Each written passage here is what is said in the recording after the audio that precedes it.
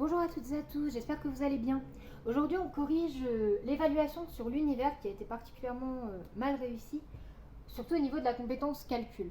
Parce que justement, en fait, ce qui se passe, calcul et utiliser la proportionnalité. Parce que justement, vous l'avez remarqué, c'est un chapitre qui demande peu de connaissances. Il n'y avait finalement pas grand-chose à savoir, mais énormément de calculs à savoir faire. On va tout reprendre dans l'ordre, vous le faites bien sérieusement. Je vous rappelle que c'est des compétences à savoir utiliser pour le brevet, mais encore plus au lycée. Si au lycée vous vous trouvez bloqué sur des situations de proportionnalité ou d'utilisation des échelles, ça va être vraiment problématique. Donc on se concentre bien. Premier exercice de cours, vraiment pour le coup simple. Quelle est la troisième planète du système solaire? Rappelez-vous de la phrase mémotechnique. Mon vieux, tu m'as jeté sur une navette. Ça vous donne l'ordre des planètes. Et là, en l'occurrence, la troisième, mon vieux, tu, c'est la Terre. Pour aller un peu vite, parce que la vidéo va être longue, je ne fais pas de phrase. Vous essayez de faire une phrase au brevet, évidemment, ou en évaluation. La Terre, ok. Les planètes gazeuses. Donc là, en l'occurrence, vous savez que dans le système solaire, il y a des planètes gazeuses, des planètes rocheuses. Les planètes rocheuses, c'est les 4 premières du système solaire. Mercure, Vénus, la Terre et Mars. Et les 4 dernières sont des planètes gazeuses. Il y avait plusieurs possibilités. Vous pouviez mettre, donc dans l'ordre, on a dans les planètes gazeuses, donc Jupiter, Saturne, mais vous pouviez aussi marquer Uranus ou Neptune. Voilà, vous deviez mettre 2 sur les 4, pas de souci. L'événement à l'origine de l'univers, celui qui a créé les différentes particules, électrons, protons, neutrons, électrons, puis ensuite les atomes, les étoiles, les planètes, les galaxies, c'est le Big Bang. Encore une fois, faites des phrases. Ça peut vous enlever des points. Là, ici, c'était pas la compétence évaluée, mais quand même. On passe maintenant à un exercice plus calculatoire. Alors, justement, ici, le but de cet exercice, dans la question 1, c'est de passer de mètre à année-lumière. C'est une méthode que vous devez connaître. Première méthode du cours. Comment passer de mètre à année-lumière? Pour ça, moi, je vous conseille de faire un tableau. Faites un tableau avec 2 lignes. La première ligne, c'est la distance en mètres ou en année-lumière, enfin peu importe. Une des 2 lignes, c'est distance en mètres, on va dire. La deuxième ligne, c'est distance en année-lumière. Ok. Maintenant, on lit le sujet. Une année-lumière vaut 9,5 fois 10 puissance 15 mètres. Comment on remplit ça? Une année-lumière vaut 9,5 fois 10 puissance 15 mètres. Une année-lumière vaut 9,5 fois 10 puissance 15 mètres. C'est comme ça que ça se remplit. Et la dernière case, elle, on la remplit avec la donnée qui nous intéresse. Maintenant, vous savez que la distance entre le Soleil et Pluton, c'est 5900 milliards de mètres. Et vous savez que 1 milliard, enfin c'est ce qu'on vous rappelle là, 1 milliard de mètres, c'est la même chose que 10 puissance 9. Et oui, 1 milliard, c'est 1 avec 9 zéros derrière. Donc pour écrire 5900 milliards de mètres, vous allez écrire 5900 fois 10 puissance 9. Dans quelle case faut-il le mettre? Eh bien c'est en mètres. Donc on le met dans la ligne distance en mètres. 5900 fois 10 puissance 9 mètres. Alors, nous, dans cette correction, on va détailler toutes les étapes. Vous n'avez pas forcément besoin de le faire au brevet ou en éval. Il ne faut quand même pas juste marquer le résultat. Il faut marquer une phrase, il faut essayer de justifier. Notamment, c'est toujours une bonne idée au brevet de faire un tableau. Les tableaux, on aime bien comme justification. Mais donc, là justement, on va marquer le calcul. C'est un produit en croix à faire. On détaille toutes les étapes. Trouvons 5900 milliards de mètres, combien ça fait en année-lumière? Les produits en croix, c'est toujours multiplication sur la diagonale et division avec celui qui reste. Ça veut dire que finalement, ce que vous devez marquer à la calculatrice, c'est 1 fois 5900 fois 10 puissance 9. Ok. Et divisé par ce qui reste, 9,5 fois 10 puissance 15. En revanche, ce qu'on a remarqué, ce que je vous ai donné comme astuce, c'est que les calculatrices les calculatrices collège, elles ne font pas la priorité. C'est-à-dire que elles vont se dire que 9,5 c'est bien au dénominateur, mais que 10 puissance 15 il est au numérateur. Je vous donne un calcul qui est faux. Pour éviter ça, vous allez mettre des parenthèses et retenez ça. C'est une astuce qui vous servira dans toute votre utilisation de la calculatrice, collège comme lycée. Mettez des parenthèses à votre calculatrice. Ça veut dire que sur votre calculatrice, vous marquez ça. Et soit vous marquez la barre divisée, soit vous marquez les 2 points. Genre vous marquez ça.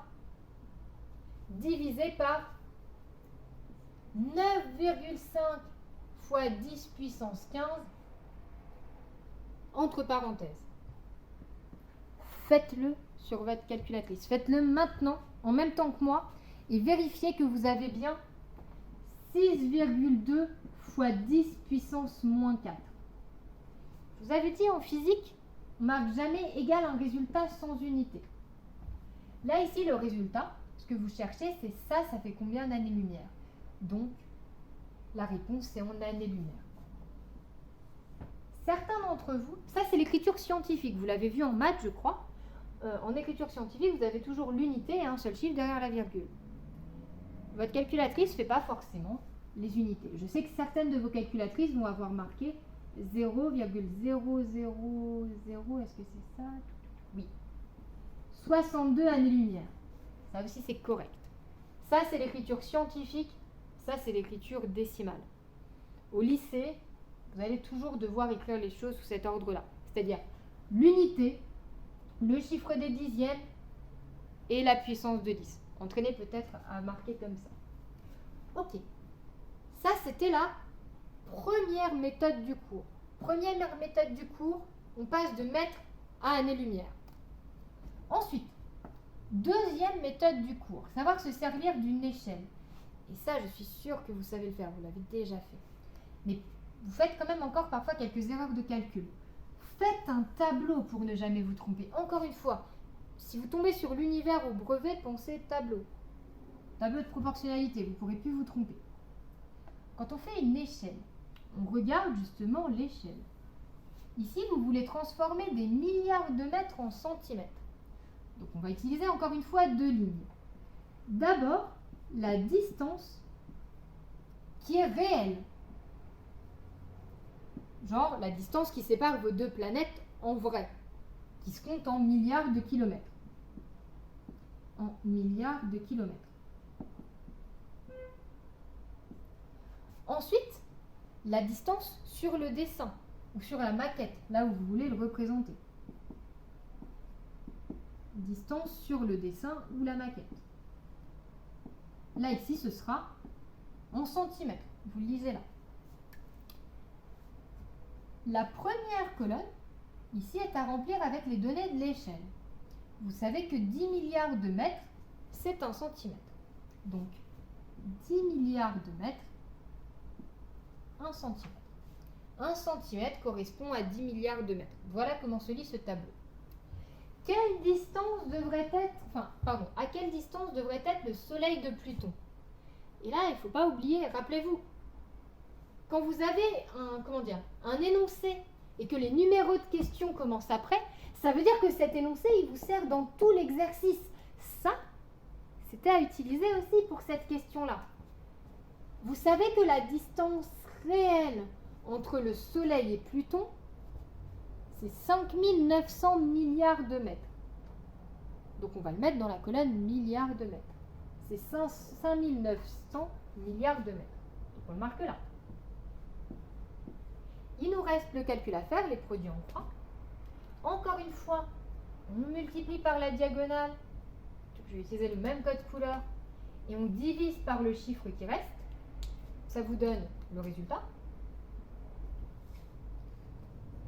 Cette rédaction-là, vous pouvez tout à fait la faire au brevet avec le point d'interrogation. Moi, je vous conseille de faire ça. On pourrait l'améliorer en faisant une petite phrase réponse à la fin. Honnêtement, je ne vous ai pas laissé beaucoup de place pour le faire, mais au brevet, c'est toujours mieux. Ici, pour calculer ça, produit en croix, ça fois ça divisé par ça. 1 fois 5900 divisé par 10. Là aussi, je l'ai marqué le 1. Vous savez que faire 1 fois, ça fait rien. Vous n'êtes pas obligé de le marquer. Moi, je le marque parce qu'on met vraiment toutes les étapes pour que personne ne soit perdu. Ça fois ça divisé par ça, ça vous donne ça. Si on fait le calcul à la calculatrice, on tombe sur 590. Encore une fois, on ne marque pas le calcul sans l'unité. Ici, vous cherchez la distance sur le dessin en centimètres, la distance sur la maquette. Donc, c'est en centimètres. Ça veut dire que sur la maquette, vous allez mettre, par exemple, vous savez ce que c'est une maquette, hein, c'est un modèle miniature. Vous allez mettre une boule qui correspond au Soleil et une boule qui correspond à Pluton à 590 cm l'une de l'autre. Ok. Ici, on utilise toujours l'échelle. Sauf que là, on vous dit sur la maquette, vous avez mis Charon. Charon, c'est une des lunes de Pluton à cette distance de Pluton, justement. Ça, c'est la distance sur le dessin. Ok, là, on a fait un dessin. Vous savez bien que Pluton et Charon, dans la vraie vie, ils ne sont pas à cette minuscule distance-là. Donc maintenant, ce qu'on va chercher, c'est la distance réelle. Mais vous vous servez toujours d'une échelle. Donc on va utiliser ce tableau-là. Toujours la proportionnalité. On va refaire exactement le même, on ne s'embête pas. C'est la deuxième méthode du cours. La première, c'était de savoir passer de mètre à année-lumière, bien de mètre à unité astronomique. La deuxième, c'est savoir se servir d'une échelle.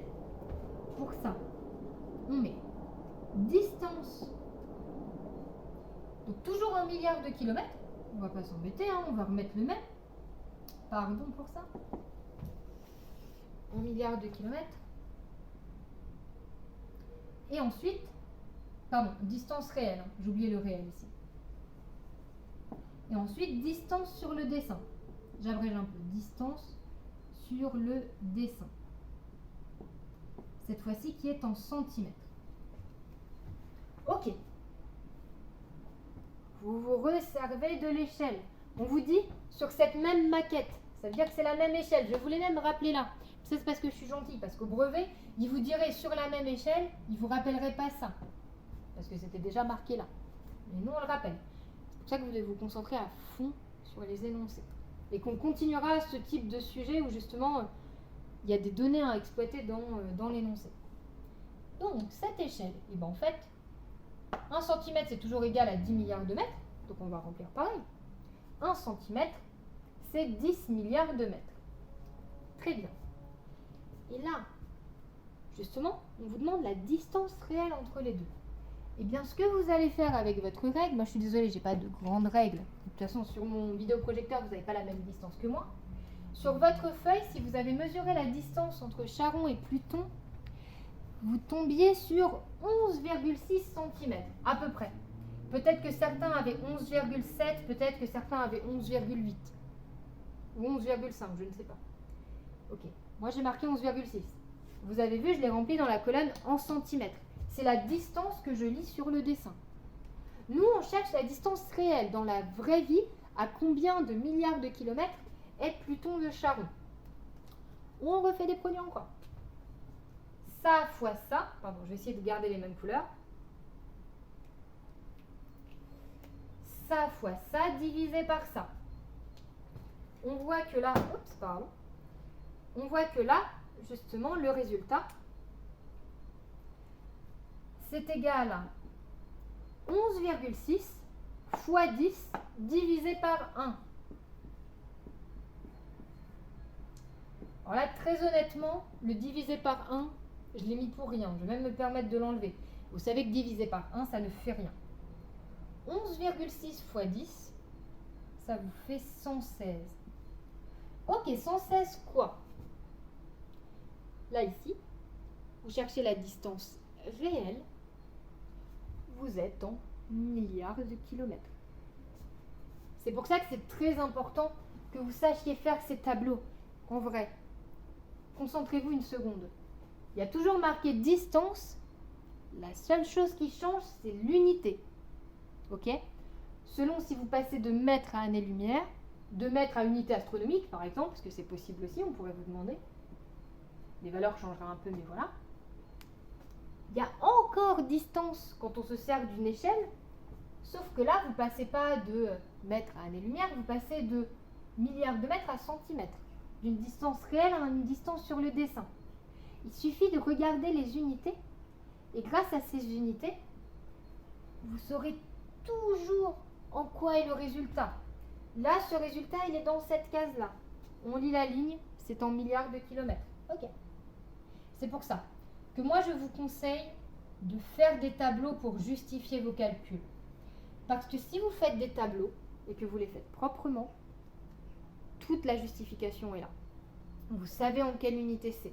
Vous savez quel calcul vous avez fait. En fait, au brevet, vous n'auriez même pas besoin de marquer ça. Le correcteur, il comprendrait tout de suite. Et ensuite, comment dire, vous savez en plus à quoi ça correspond. Quelle est la distance réelle, quelle est la distance sur le dessin. Et donc là, on retrouve la distance entre Pluton et Charon. Je répète aussi, n'hésitez pas à mettre en pause la vidéo, à repasser certaines parties de la vidéo pour justement bien comprendre ces différentes méthodes. Qui ne sont pas si dures honnêtement. Je sais, vous êtes capable de le faire en maths. Et moi, mon rôle, c'est que vous soyez capable de le faire en physique-chimie pour le brevet et pour le lycée. Maintenant, ça, c'est spécifique à la physique-chimie. C'est-à-dire utiliser la formule de la gravitation universelle. Je vous l'ai déjà dit, la formule qui est là, elle correspond à... elle vous sera toujours rappelée. Vous devez savoir à quoi correspond chacun des termes. On a dit que ça, c'était la formule de la force gravitationnelle. Ça, c'est une force. Une force, ça s'exprime toujours en Newton N. C'est son unité. Force en Newton N. Ici, c'est la force de P sur N. On lit l'énoncé. C'est la force de Pluton sur un autre de ses satellites, sur une autre de ses lunes. Donc, c'est la force de Pluton sur Nix. Et c'est en Newton. G, c'est la constante de gravitation universelle. Évidemment, elle n'est pas à connaître par cœur non plus. Mais par contre, sa valeur ne change pas, hein, c'est une constante. Constante, je l'écris un peu en abrégé, de gravitation universelle. Ça aussi, je l'écris en abrégé. On dit que c'est des unités SI parce que c'est une unité difficile. Unité SI, ça veut dire unité du système international. C'est pour éviter de dire une unité en kilogrammes par mètre moins 1, par seconde, etc. Qui sera à rallonge. Ok. Ensuite, MP, c'est la masse de Pluton. MP, masse de Pluton. MN, masse de Nix. Regardez bien, hein. De toute façon, tout est dans l'énoncé. On vous dit qu'on étudie Pluton sur Nix. Ben forcément, vous allez retrouver la masse de Pluton, la masse de Nix, la force de Pluton sur Nix et la distance entre Pluton et Nix. Attention, les masses, vous le savez, c'est pas une unité difficile, pour le coup, c'est toujours en kilogrammes. Ok. Et la dernière chose qui nous reste, c'est la distance. La distance entre Pluton et Nix. Ok, distance entre Pluton et Nix. Et c'est là où il faut faire super attention. C'est que, déjà, cette distance, elle devrait être en mètres. Et ensuite, il ne faut pas seulement diviser par la distance. Il faut diviser par la distance au carré. Vous voyez, il y a un petit carré sur le dé. Dans la calculatrice, il ne faudra surtout pas oublier de mettre le carré sur le dé. Donc là, finalement, je vais me servir de mes stylos justement pour vous montrer un peu les différentes données de l'énoncé. F de P sur N, c'est ce qu'on calcule. Vous voyez, il est là. C'est ce qu'on va calculer. La constante de gravitation universelle, qui est G, on vous dit qu'elle vaut ça. Ok, on va la remplacer. La masse de Pluton, on vous le dit dans une phrase, la masse de Pluton, elle est là. La masse de Neptune, Pardon, Nix. Je dis n'importe quoi. Hein, c'est Pluton sur Nix. La masse de Nix, elle est là. Je sais, c'est bien un peu brouillon. Et enfin, la distance entre les deux, celle-là, je vais l'entourer en haut. La distance entre les deux, elle est là. Ok. Dans le brevet et dans l'évaluation, on ne vous fera pas de piège sur les unités. On mettra bien tout de suite dans les bonnes unités. Là, par exemple, constante de gravitation universelle, on ne s'embête pas avec l'unité. La masse de Pluton, qui est là, elle est bien donnée en kilogrammes. La masse de Nix, qui est là, elle est bien donnée en kilogrammes. La distance, on l'a bien donnée en mètres. On ne vous embête pas trop avec ça. Au lycée, on vous embêtera. Au lycée, par exemple, parfois, il y aura des masses en grammes, vous devrez les mettre en kilogrammes. Au collège, ça ne se complique pas la vie. Par contre, quelque chose que vous devez savoir faire au collège, c'est rentrer cette formule-là dans votre calculatrice. Parce que G, c'est ça. Ok. Donc, dans votre calculatrice, vous allez marquer 6,67 fois 10 puissance 11. Moins 11. Vous savez quoi? Moi, je vais carrément le marquer comme vous devez le marquer dans votre calculatrice. Je vais le marquer là, du coup. Vous pouvez le marquer en barre de fraction. Mais moi, j'ai marqué comme vous devez le faire à la calculatrice. Ok, donc 6,67 fois 10 puissance moins 11. Ça, on l'a dit, c'est G. Ok, on a remplacé G. Maintenant, fois MP, la masse de Pluton. La masse de Pluton, c'est 1,3 fois 10 puissance 22. Oh, petite remarque importante, le moins qui est là, le moins de 10 exposant moins 11, c'est le moins qui est entre parenthèses sur votre calculatrice. Si vous ne mettez pas le moins entre parenthèses, enfin le moins qui est entre parenthèses, vous allez avoir une erreur. Votre calculatrice va vous marquer erreur syntaxe. Donc attention, ça c'est le moins qui est entre parenthèses, comme ça sur votre touche de calculatrice. Ensuite, c'est bien, on a multiplié par la masse de Pluton, on doit encore multiplier par la masse de Nix. Masse de Nix, c'est 5 fois 10 puissance 18. 10 exposant 18. Ensuite, il nous reste à diviser. Diviser par la distance au carré. Donc là, on met le signe divisé. On écrit la distance. On n'oublie pas de 0, on n'oublie pas de chiffre sur sa calculatrice. Ça, c'est vraiment l'erreur trop bête. Mais là, par contre, une autre erreur qui est beaucoup moins bête, mais qui va venir avec l'habitude. Vous n'oubliez pas le carré qui est là. C'est divisé par d au carré. Vous ne devez pas diviser juste par d. Vous devez absolument, sur votre calculatrice, rajouter le carré qui est là. Et là, c'est bon. Si vous marquez ça sur votre calculatrice, avec le bon moins, sans oublier de chiffres, vous allez obtenir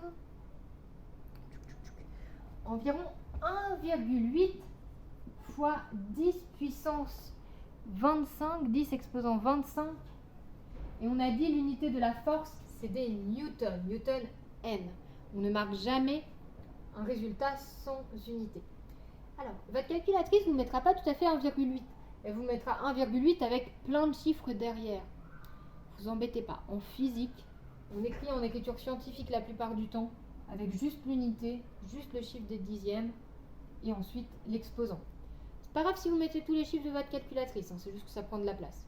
Et nous, on s'embête jamais. En physique, on s'arrête au premier chiffre après la virgule. Ok. Donc là, encore une fois, si vous avez besoin de revoir une de ces questions-là, c'était sans doute l'exercice le plus dur du devoir. Remettez en pause, retournez voir, parce que la question 1 était sur la méthode comment passer de mètre à année-lumière. Les questions 2 et 3, comment se servir d'une échelle. La question 4, comment calculer la force de gravitation. On passe à l'exercice 3. Vous voyez que vous avez une mini-case. Vous avez deux extraterrestres ici. Il y en a un qui regarde la Terre et qui dit « Je vois des terriens, ils sont très poilus, ils inventent la roue. » En fait, il est en train de voir des terriens en train d'inventer la roue. Et du coup, lui, il se demande à quelle distance est-ce qu'on est de la Terre. Parce que souvenez-vous, dans le cours, on a étudié un sujet qui s'appelle « Voir loin », c'est voir dans le passé. Et on va comprendre pourquoi. Parce qu'en fait, finalement, ces extraterrestres-là, ils nous voient dans le passé. Ils regardent la Terre et au lieu de nous voir, nous, avec nos téléphones et tout, ils voient des humains qui inventent la roue. Ça s'est passé il y a 6000 ans. Donc dans le passé. Et on va se demander pourquoi est-ce que ces extraterrestres nous voient dans le passé. Et ça, vous le savez. En fait, quand ils regardent la Terre, pour voir la Terre, ils ont besoin que la lumière leur vienne de la Terre. La Terre, elle reflète la lumière du Soleil, ce qui permet de voir. C'est comme ça que vous voyez les planètes dans le système solaire. Vous savez, par exemple, quand vous regardez Vénus, Vénus, elle ne crée pas de lumière. Et elle renvoie la lumière du Soleil. Justement, la lumière qui vient de la Terre met un certain temps à arriver aux yeux de ces extraterrestres. Vous voyez, là, vous avez la Terre. Là, vous avez vos extraterrestres. Je vais marquer Terre, d'ailleurs, en toutes lettres. Vous vous demandez, on va se demander dans l'exercice, quelle est la distance entre la Terre et les extraterrestres. Parce que, justement, la lumière qui vient de la Terre, elle va mettre beaucoup de temps à arriver jusqu'aux extraterrestres. C'est pour ça qu'ils nous voient dans le passé. Et c'est ça qu'il faut réussir à expliquer. Donc, là ici, on va essayer d'argumenter. Donc, on reprend les termes de la question. Ces extraterrestres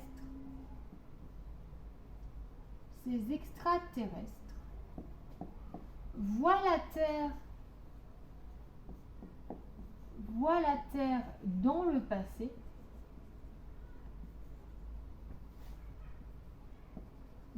passé, car la lumière a mis des années, même des milliers d'années, vous voyez, c'était il y a 6000 ans, a mis des années à aller de la Terre à eux. C'est l'exemple qu'on avait pris avec le Soleil. Imaginez que là, le Soleil, il envoie un rayon de lumière. Il l'envoie maintenant. Donc, vous avez le Soleil, il envoie un rayon de lumière. Et bien, ce rayon de lumière, il va mettre 8 minutes à arriver jusqu'à nous. Et sauf que là, eux, ils sont encore plus loin. Donc, la lumière, elle ne va pas prendre 8 minutes à faire toute cette distance-là. Elle va mettre 6000 ans. Ok. Et justement, je vous le disais, le but de l'exercice, ce sera de trouver à quelle distance les extraterrestres sont de la Terre. Et bien justement, pour ça, pour calculer la distance, vous devez vous servir d'une formule qui est la formule D égale V fois T. Ça, je le marque au brouillon parce que pour le moment, vous n'en avez pas besoin. Enfin, elle est là. D égale V fois T. On s'en servira dans la question 3. Mais pourquoi est-ce qu'on a besoin de la question 2 ? Parce que votre distance, elle est en mètres. Votre vitesse, vous le voyez, elle est marquée là, c'est la vitesse de la lumière, elle est en mètres par seconde. Si la distance est en mètres, que la vitesse est en mètres par seconde, le temps doit être en secondes. Pour qu'on utilise la formule. Vous voyez, comme ça, des mètres, c'est égal à des mètres par seconde, multiplié par des secondes. On est bon. Mais du coup, votre temps, on vous dit que c'est 6000 ans. 6000 ans, c'est pas en secondes. Donc on va devoir réussir à le mettre en secondes. Et pour ça, on voit une autre méthode du cours, passer d'année à seconde. Ici, 6000 ans. C'est toujours la même chose. 6000 ans, c'est combien de jours? C'est 6000 fois, ce que vous avez donc un an. Dans un an, vous avez 365,25 jours. Donc dans 6000 ans, vous avez 6000 fois 365,25 jours. Ça, c'est le nombre d'années. Ici, vous avez 6000 années. Ça, c'est le nombre de jours. Dans une année, vous avez 365,25 jours. Dans un jour, vous avez 24 heures. Dans 24 heures, vous avez 60 minutes. Dans une minute, vous avez 60 secondes. pour passer d'année à seconde, il faut faire toutes ces multiplications-là. Vous pouvez les marquer d'un coup dans votre calculatrice. Honnêtement, vous marquez le calcul comme ça va vous donner le résultat. Vérifiez quand même avec moi que vous avez le même résultat. Moi, j'obtenais 189. Donc là, je ne sais même pas combien ça fait. Si c'est 189 milliers de milliards, oui. 189. 345 milliards 600 000 secondes. Ça vous donne évidemment un nombre énorme de secondes. Mais imaginez que ça, c'est le nombre de secondes que vous avez dans 6000 ans. C'est normal que ce soit très très grand. Et là maintenant, on est plutôt content parce que vous avez réussi à passer d'année à seconde. Donc on peut se servir de cette formule-là, de D égale V fois T. On va réécrire la formule. Parce que vous, je vous rappelle, vous voulez savoir quelle est la distance qui sépare les extraterrestres de la Terre. Sachant que, justement, la lumière, elle a mis 6000 ans, c'est-à-dire tout ça en secondes pour se déplacer. La distance, enfin D, c'est la distance parcourue par la lumière. Donc la distance entre la Terre et les extraterrestres. Distance entre la Terre et les extraterrestres. Je vais marquer ça ET pour aller plus vite. Extraterrestre. C'est la vitesse, c'est la lumière qui se déplace. Donc V, c'est la vitesse de la lumière. Vitesse de la lumière. Et là, justement, T, c'est le temps, c'est le moment, en fait, où la lumière a été émise. En fait, c'est le temps qu'a pris la lumière pour aller de la Terre aux extraterrestres. Temps mis par la lumière pour aller de la Terre aux extraterrestres. Ok. On a expliqué un peu cette formule. Donc la distance. Maintenant, on peut remplacer par les valeurs. C'est égal à la vitesse. La vitesse, elle est rappelée dans l'énoncé. On oublie encore une fois pas les zéros. Multiplié par le temps. Mais le temps, attention, pas le temps en années. On a dit qu'il fallait que le temps soit en secondes. Donc, multiplié par tout ça. Ça fait très long à marquer à la calculatrice. C'est le désavantage du chapitre sur l'univers, c'est qu'il y a beaucoup de calculs et en plus avec des grands nombres. C'est pas dur, hein. C'est juste ne pas oublier de chiffres. Faut pas faire d'erreur d'inattention. Et ça vous donne... Vérifiez avec moi hein, que vous êtes d'accord. Ça vous donne 5,7 fois 10 puissance 19 mètres. Alors oui, évidemment, hein, on met encore une unité. Là, ici, vous calculez une distance. On la met en mètres. En plus, regardez dans l'énoncé, on vous donne en plus les unités. Ok. On passe au dernier exercice. Beaucoup plus facile que les autres. C'est un rappel du chapitre 1, mais quand même à savoir faire. On vous demande dans l'atome de titane combien il y a de protons, de neutrons, de nucléons, d'électrons. Le nombre du bas, vous le retenez, vous l'apprenez par cœur, vous le marquez sur des fiches de révision. Le nombre du bas, c'est un nombre de protons. Le nombre du haut, c'est le nombre de nucléons.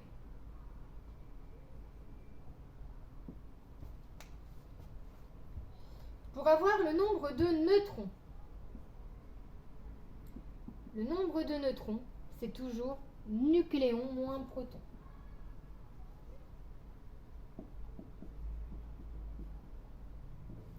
Et enfin, le nombre d'électrons, c'est le nombre de protons.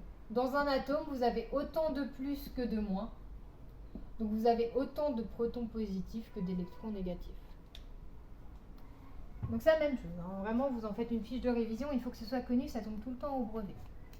Alors, le nombre de protons, du coup, c'est 22. C'est le nombre du bas. Le nombre de neutrons. Attention, neutrons, c'est à ne pas confondre avec nucléons. Ça commence par la même lettre et ça finit par les mêmes lettres. Mais il faut quand même pas se confondre. Neutron, c'est nucléon moins proton. Donc 48 moins 22. Ça vous fait 26. Nombre de nucléons, c'est le nombre du haut. 48. Nombre d'électrons, c'est le même que le nombre des protons. Donc c'est 22. Ok. Et là voilà, ce petit exercice conclut l'évaluation. Vous voyez que cet exercice-là, il était quand même bien plus facile que les autres. Et pourtant, il compte sur la même compétence. Parfois, au brevet, c'est les exercices les plus simples qui comptent le plus de points. Ne restez pas bloqués. Il y en a beaucoup d'entre vous qui n'arrivaient pas à faire les calculs de plus haut et qui n'ont même pas essayé de faire ça. Que vous auriez sans doute eu des points là-dessus. La règle, c'est en examen, si vous êtes bloqué, et ben vous continuez. Il y a peut-être une partie du sujet que vous arriverez à faire. Ok, ça conclut cette vidéo-là. Vous avez vu que l'évaluation vous a paru difficile, mais il y a très peu de cours par rapport à d'habitude. Il y a pas mal de calculs, mais c'est toujours des calculs de proportionnalité. Donc, ça va rentrer. C'est des méthodes à avoir, elles sont pas si dures. Je sais que ça fait beaucoup d'un coup, mais elles sont pas si dures. Entraînez-vous. Je vais vous donner un devoir maison justement pour vérifier que vous maîtrisez bien ces méthodes-là. Prenez le temps pour le faire. Revoyez cette vidéo et tout se passera bien. Je rappelle que c'est des méthodes importantes pour le brevet, mais aussi et surtout pour le lycée. C'est plutôt ça qui m'inquiète. Enfin, qui m'inquiète. Pas d'inquiétude à avoir. Les calculs, je sais que c'est difficile. Mais si vous voulez aller au lycée, vous ne devez pas vous laisser bloquer par les calculs. Il faut réussir à se servir d'une échelle. Il faut réussir à passer de mètre à année-lumière ou de mètre à unité astronomique. C'est le raisonnement mathématique qui vous servira dans toute la physique du lycée. Sur ce, je vous souhaite bon courage. N'hésitez pas à m'envoyer des questions par Pronote ou bien dans les commentaires de cette vidéo si vous avez besoin. Et je vous souhaite une bonne journée.